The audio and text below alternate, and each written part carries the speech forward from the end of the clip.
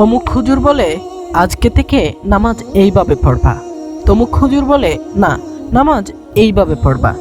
মাঝখানে আরেক হুজুর এসে বাসি নাক ঢুকিয়ে দিয়ে বলে এই হুজুরের ওয়াজও শোনা যাবে না, ওই হুজুরের ওয়াজও শোনা যাবে না।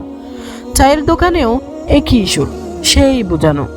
একজন সিনেমাটিক স্টাইলে পায়ের উপর পা তুলিয়ে দিয়ে সিগারেট একটা মুখে দিয়ে দুয়া ছাড়তে ছাড়তে বলে অমুকের ঘরে ভীষণ অশান্তি, শাশুড়ি নাকি বউকে ভীষণ জ্বালায়, বউ নাকি শাশুড়িকে একটুও সম্মান দেয় না।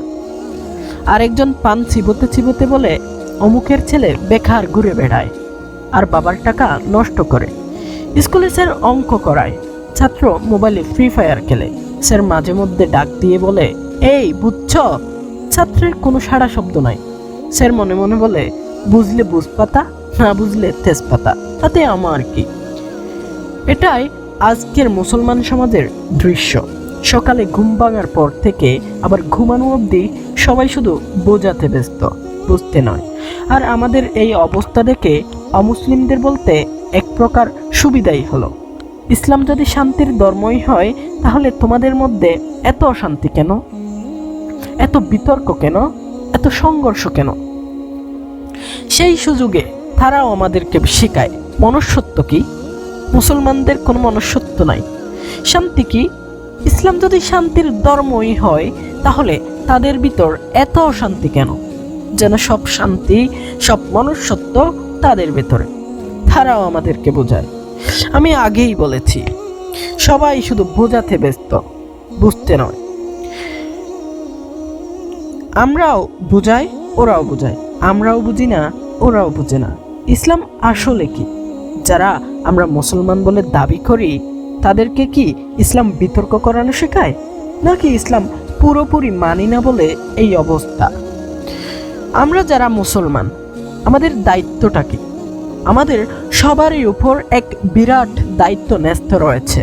তা হচ্ছে এই যে আমরা যে মহান সত্যের উপর ঈমান এনেছি তার সাক্ষী রূপে সারা দুনিয়ায় আমাদের দাঁড়াতে হবে। মহান আল্লাহ সূরা বাকারার 143 নং আয়াতে বলেন, আমি তোমাদেরকে এক মধ্যমপন্থী জাতি হিসাবে বানিয়েছি, যাতে করে তোমরা লোকদের জন্য সাক্ষী হও আর রাসূল সাল্লাল্লাহু আলাইহি ওয়াসাল্লাম তোমাদের জন্য সাক্ষী হন। আল্লাহর হুকুম হচ্ছে যে হে ঈমানদারগণ, তোমরা আল্লাহর জন্য সত্যের সাক্ষী হয়ে দাঁড়াও।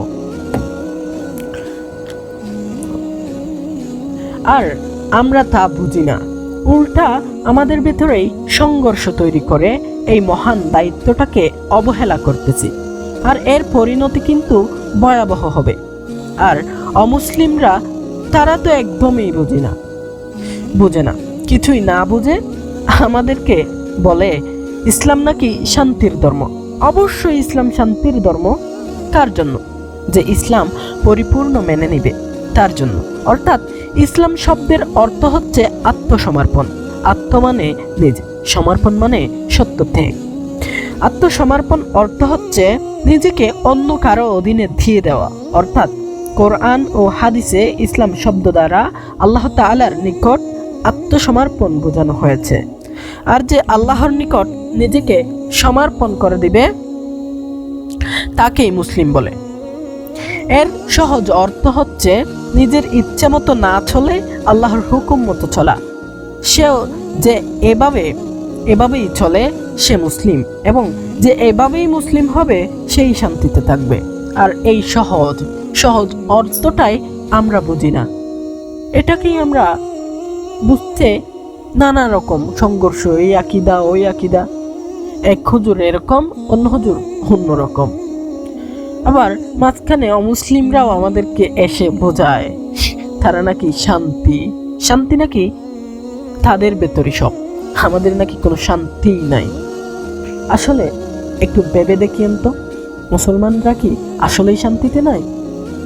কি ফিলিস্তিনে মার খাচ্ছে বলে মুসলমানরা, মায়ানমারে মার খাচ্ছে বলে, ইন্ডিয়াতে মার খাচ্ছে বলে মুসলমানরা কি সত্যিই শান্তিতে নাই?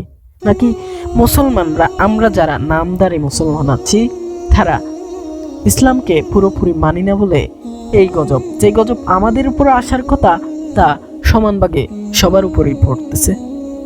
আজকে থেকেই সচেতন হন যে আল্লাহ আপনাকে সৃষ্টি করেছে একমাত্র তার ইবাদতের জন্য। তিনি বলেছেন, ওয়ামা খালাকাতুল জিন্না ওয়াল ইনসা ইল্লা লিয়াবুদুন, আমি জিন জাতি এবং ইনসান জাতিকে সৃষ্টি করেছি শুধু আমার ইবাদতের জন্য।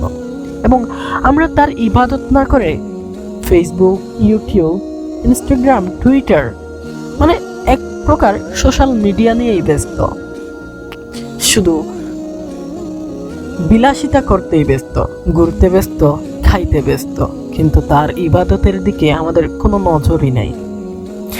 এই অবস্থা থেকে মুসলিমরা মানে অমুসলিমরা তারাও আমাদেরকে শিখাতে আসে। কেন ভাই, আমাদের কি লজ্জা নাই?